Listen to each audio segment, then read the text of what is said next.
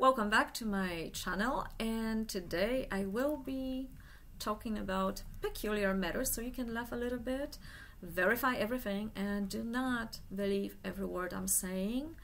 There is a lot about it already in the internet and on YouTube, and the information is always great. Just verify everything because you cannot measure certain things. So how to recognize if you had contact with extraterrestrials, and some of those contacts are not really ending so well. You were telling me about a lot of so-called chips, or something is happening to your body, there are some pains. So I will address also that topic today, how to take it off, deactivate it, of course, verify everything, do not believe me. So here it is. I will share with you my own personal 4 signs I gathered during my experience and people that I know and told me about it. And I did already fantastic interview with Mary Rodwell, and please check out that one. She sent me also a protocol about contact, and I can read you some of that to let you know what to pay attention to, and more, of course, is on her website. And please find that interview, it's on my YouTube channel. I hope it's easy to find. You just scroll it, go through the playlist Unexplained, and it is right there. So my personal top 4 signs if you do have extraterrestrial contact, or it's probability, high probability that you had it. Number 1, you have dreams, extraordinary dreams. And of course, you're not watching sci-fi every night and then you dream about that, or YouTube and then you dream about that, but it happens in a different way. You are not into that, or you are barely watching sci-fi, or you know, it's sometimes, or you had it always from your childhood, those specific dreams. The dreams are in different categories. So there were a lot of people already told me, and I also had those dreams. I don't know how much I can share here, because basically it's more about information and more about my work, and hoping that it will assist some of you to navigate through whatever is going on in your life. But some of it I will share it, and you can laugh, that's okay. You don't believe me, but just observe and check this out before you just, you know, delete some part of information. Just, you know, have a second look at that.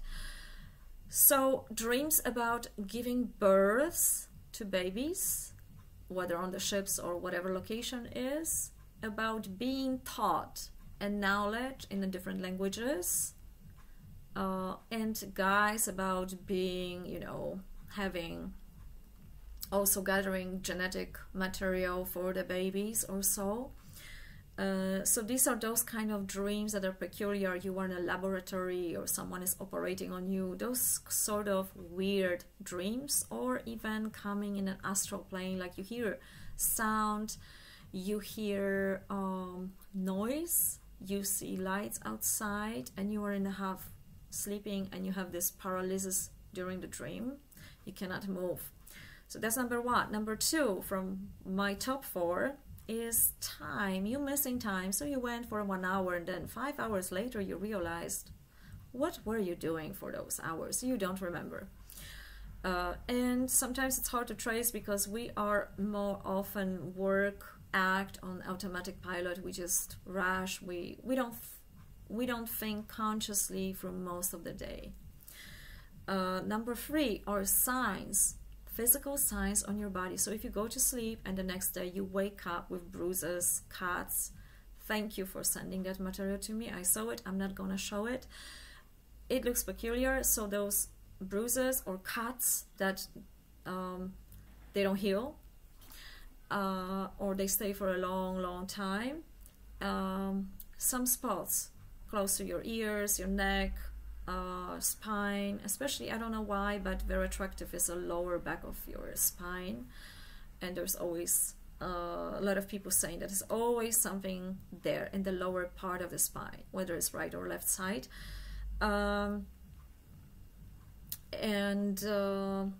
Number 4, it's kind of tricky to check because it requires you to write down your diaries, and then it has to do with lost memory.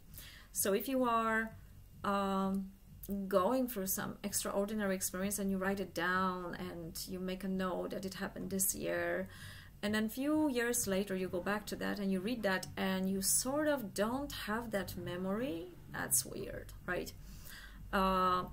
But some of the psychologists would probably argue with me, because our memory, we do have those losing memories because the amount of information comes every day too much, so we do lose some portion of our memory. Yet I would argue back, if there was something extraordinary, some peculiar experience, and you lost memory of it, and then that is peculiar. But also what I heard, you may forget some part of your memory. You didn't go for regression seance, and all of a sudden you have glimpses of that memory, sort of like your memory gets back on track, and then you remember that something happened in your childhood. So that's also peculiar. I would be sort of paying attention to that. There is a lot about this topic. I recommend the site of Miles Basis Project. There was, a lot of so-called, some people say there's a conspiracy, but I like to always observe from different perspectives and see perception of people, how they experience life, because none of us really knows what's going on, but we have some glimpses, we have some experience, memories, and probably it's up to us, all of us. One person cannot know it all, to put that all together. So the protocol of Mary, for example, I probably closed that one already, but I will be right at it back. So give me just a second. I'm sorry for that. There it is. So, for example, if you feel connected to the planet Earth, that you have a feeling like your parents are not your parents, or you're like sort of adopted, you are a spiritual person, you feel different density of your body at time, you have like sort of a mission of the life, you are connected to everything, you are very passionate and caring about the planet. Some of you may draw symbols, pictures, faces of unusual beings. From my own experience, a child was drawing a long neck. Every picture was a long neck. So I have no idea what planet was that, but that was sort of interesting. You're feeling watched, observed. You're feeling touched by someone. That's an interesting one, because a lot of that can be also related with other things. Like many people said that being touched, it can also be about the ghost. When you are suddenly waking up in the middle of the night and you feel like someone touched you but you don't see anyone. Feeling of sharing consciousness with someone, being in two places at the same time, for example.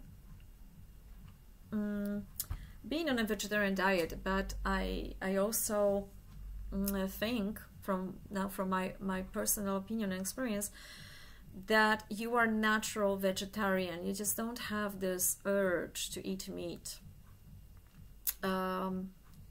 You actually, maybe from different reasons, some of you had to force themselves or tried to force themselves. You are telepathic. You have the sense of something was implanted in your body. You hear people's thought. You want to travel to remote places. I don't know what she meant, remote places on Earth, or you feel like other planet can be your home. You have healing energy in your hands. You see colors, auras, energy field of other people. There are those Earth energy fields, or just crosses. I don't know how to really call it, but some people see that. And some of them, they use also pendulum to check where those places, for, according to Feng Shui, are good for building a house, or is the house in the right position, how to lessen, how to redirect those lines of the energy field to make it more comfortable. So some people can do that. Having dreams about attending unusual schools, feeling you're flying, you can go through windows, walls, having difficulty being in a crowd of people, being aware of your past lifetime. Some of you claim you do remember exactly everything what happened, and some of you remember many past lifetimes. Being in a dual reality at times. I do not know exactly how to understand that, because the duality is what we have on Earth, and the only thing that comes to my mind at this moment is teaching of one of my favorite teachers, Arnold Mindell, who sometimes he says to the one question yes and no at the same time, and he's very passionate about it. And the thing is that you understand a different perspective, and it's very common in process-oriented psychology that you are able to see perspective of yourself, your opponent in the discussion, for example, and then have this observant eye, being in an observer role to see the wholeness of everything. So maybe it's some sort of duality in things at the same time. You are aware of events that are about to happen, some sort of quick foreseeing future, like you come out of the corner and you know already who's gonna come at you, what they are going to look like, dresses they wear, anything like that. Or more profound, seeing future, about the future events. You are having wisdom, knowledge, information that you not consciously learned about, that it's pretty interesting. You're just deeply convinced about something that is true. And here, of course, we have to be careful about saying that only our truth is the truth. So yes, everything has this other side that you have to be very careful with those kind of protocols, because not all of them means that. But I think on the scale from 1 to 7, you can find out the most of it. So you have imaginary friends, or you had it as a child. You are questioning the information from the school, and you see strange beings with your physical eye, or your inner third eye, so-called. You have energy surges in your body at times, and those marks, scars on the body that you cannot really explain, and you wake up with nose bleeding. Sometimes you learn to walk, talk, speak earlier than average. You are distressed when a living thing is harmed or killed. You see unidentified flying objects. You are fascinated by it. You draw unusual writing or scripts. And you can affect lights or objects. Electrical equipment reacts erratically around you. And here I give you example. So a lot of people that contacted me, they do not wish to come forward, and I really respect that, so I would never mention their name. And there was the lady that she says she's a hybrid, and she told me exactly that the equipment reacts to such an extent in her presence that it's destroyed, and she doesn't want to destroy anyone's equipment, but she also refused to give any interview about that. And I hear a lot. You can laugh here, you can of course say that it's untrue, but I think it's pretty interesting when people do have a certain experience, and what it is really we cannot know until we are checking every part, every side of that, what's really happening to someone. And And coming back to some of the tips from that protocol, you have problems with wearing watches. Some people say that if you have a feeling like the body levitates, or you had spontaneous healing somewhere, you have memory gaps in your childhood, paralysis dreams, just as I mentioned previously, missing time, so on. You don't fit into your school, you're sensitive, allergic to pollutions and drugs, and you have this sensitive acute hearing. Here is something interesting to mention. So some people are telling that they have periods of time when the hearing is so terrible, like they hear every little sound strengthen, that they cannot go on through the day. They just have to be in a quiet, close space because they hear too much, and its only way is just to go to the forest for a while. And then these periods are passing away. The sleep patterns are irregular. There is some paranormal phenomena around you. Your vital signs, heart rate, it's slower than normal, 60-70 beats per minute. Blood pressure, temperature, body is lower than normal. Some people say they were or are fearful of clowns, Christmas fathers, old spiders, so insects. They're afraid of darkness, curtains, or rooms without curtains, and is fearful of certain locations, and also excessive fear to medical surroundings, procedures, and needles. So that's just in a nutshell. If someone is interested in that, of course, please go to Mary Rodwell. If you Google her, there is a site of her, and I gave that link in the interview with her, and she has enormous knowledge about it and enormous experience about those kind of things. But if you decide, I would just give you a little bit more examples what it can happen about this peculiarity about interest of your lower back. Some people say that. So for example, another person that also won't come forward, he was in India, and he suffered from tremendous pain in his lower back. There was absolutely nothing wrong with his back, and he had this feeling, he didn't believe it, that he's chipped. He didn't believe it, but he met a spiritual master in India, and he told him he will take it away, and it's a chip from aliens, so-called aliens. And the next day, the pain was gone, and he was like on the edge to believing that. But then he came back to his country, and he said, but you know, it came back. Maybe it's because I didn't believe it, but you know, if you think about it, is that really so? Because if you didn't believe it in the chip in the first place, then why pain, right? So I will let you think about it and tell me what you think. It's just a little story here and there.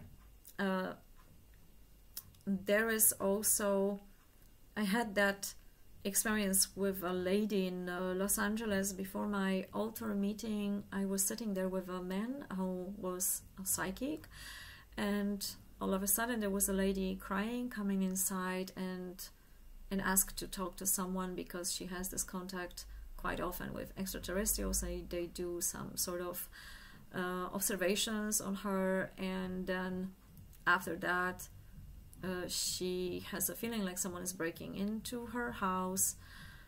And of course, in the first common sense will tell you, hey, that's an actress, right? And we are in Los Angeles.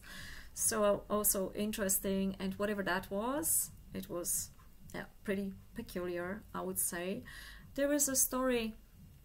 Also, I won't say I won't reveal the personnel, the data, nothing about this person, even if it was a man or a woman.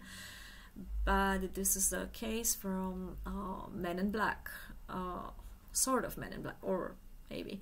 So some people say that in their generations that they are observed, always one person in the family and then another generation, and they are observed by a peculiar looking being with black eyes, black skin, coming in the middle of the night or in the evening and talking and some of the people claiming that they're seeing. So that happens to them. That's their experience. And I am very curious if someone will decide to come forward and has a story. And of course, you are very welcome. And I just will urge to anybody else to not judge too quickly, but really check. You know, I don't know what is the truth, but since a lot of people claim there is something in it and they have these peculiar experience, why don't we take a closer look at that? So now about getting rid of those so-called chips. There was a long time I found a website, Educate Yourself and .org, and there is a lot of information there. This site is still existing. Long time ago I encountered it, and I know that this man doesn't really want to be on the social media either. So check it out, his website. He has a lot of information there, and also verify everything.